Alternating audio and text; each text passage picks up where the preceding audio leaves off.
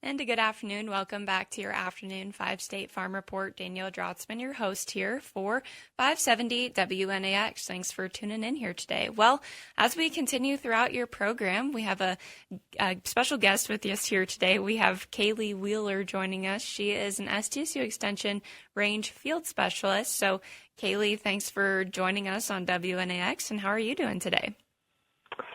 Hi, Danielle. Thank you so much for having me. I'm glad to join. Absolutely. Yeah. Well, we're just excited to get an update on what you've been working on. So, you're out in kind of west central South Dakota. So, I think the last time that we visited, we were kind of concerned about pasture conditions and, how potentially producers would maybe have to delay turnout a bit. So did you see some producers delaying turnout in your area, or maybe just give us a brief update on the condition?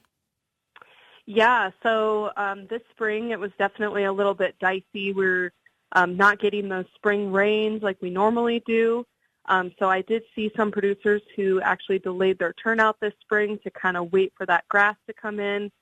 But mostly what I've seen is producers who have destocked what they were able to, whether this meant not taking in as many head or even selling yearlings sooner. What we're seeing is about 50% of the state of South Dakota is in a D1 to a D4 drought, with the most severe areas definitely being the southern half of the state. And our latest NRCS Grasslands Productivity Outlook is showing quite a few areas that are about 70 to 80% of normal grass production. And that's about what I've been hearing from those who have started cutting hay as well. They're getting about a quarter less bales than normal, too. Yeah, I've definitely heard that too. I've just kind of heard that, when people cut hay, there's just the tonnage isn't there like it normally is. So definitely kind of a challenge with some of the rain we haven't gotten. So, but here in early July, you put together a few range reports also. So maybe just fill us in on what is in those reports. Yeah, mainly I just like to break down and take a look at how current droughts and forage conditions are shaping up to be. Especially now as we're entering the latter part of summer. For those who are experiencing dry conditions or a lack or a reduction in forage production, it's a good time to be considering whether we need to pull cattle off pasture sooner, explore the idea of early weaning, and or figure out a way that we're going to be able to feed those cows if we're going to be short on grass or short on hay.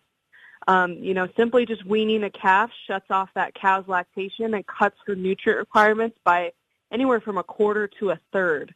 So weaning calves early could mean that you can graze those cows longer than you thought and allow those cows to build back some body condition prior to the winter season.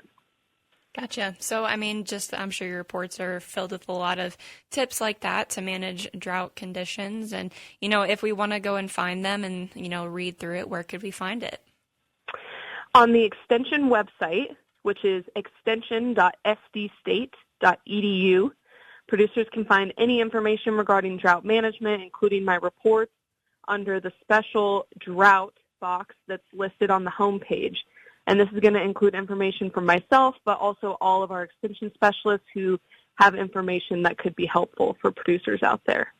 Perfect. And, also this summer, it seems like you have been very busy with a lot of programs and educational opportunities for both adults and youth. So, cool to get them involved. So maybe just outline some of the youth opportunities you've had this summer.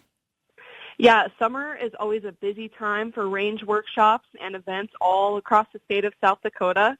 And SDSU Extension partners with a lot of really great organizations around the state. So we usually have something going on every week of the summer. Specifically for youth, I love getting to work with youth to teach them about our rangeland resources. After all, our youth are the next generation of land managers, so we want to make sure that they know how important it is to take care of.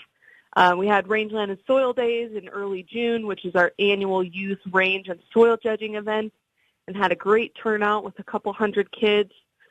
Just this week, we did the 10th annual Rosebud Range Workshop, where we bring youth in the afternoon to learn more about our rangeland resources. I generally just help quite a bit with range judging for high school students and have a chance to do quite a bit of regional 4-H meetings as well. Very, very cool. Great to get those youth involved. And if, somebody would want to find, is there a schedule or is the website the best place to find when you guys have those workshops? Yep, any and all upcoming SDSU extension events can be found on extension.sdstate.edu under the events tab at the top of the page. And I would also encourage those interested in youth events to get involved with their local 4-H leader to see what's going on in the local area. Perfect. All right. Well, we are coming up to the end of our time here. I know 5 minutes goes fast. So anything to wrap up on here or leave our listeners with? Just thank you, everyone, for listening. Hope you have a great rest of your week and you catch some rain soon. Yeah, for sure. All right, Kaylee, thank you for joining us and have a great rest of your day for sure. So thank you. Perfect. All right. Again, that's Kaylee Wheeler. She's an SDSU Extension Range Field Specialist joining us here today on your afternoon 5-State Farm Report. And with that, we'll take a quick break. We'll look at some weather and then round out your hour with some cash grain numbers. So stay tuned.